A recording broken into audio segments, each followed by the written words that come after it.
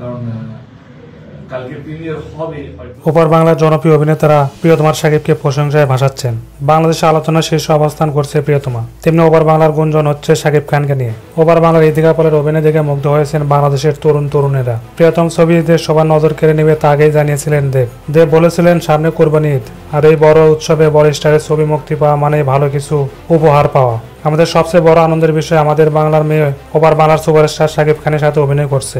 কলকাতায় ভালো অভিনয় করতে দেখা গেছে ইদিকা পালকে।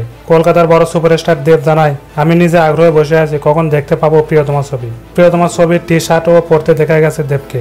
এইভাবে জানান দিচ্ছেন কতটা অপেক্ষা নিয়ে আছেন। খুব শীঘ্রই ঢাকায় আসবেন দেব সুপারস্টার শাকিবের ছবি প্রিয়তমা দেখতে।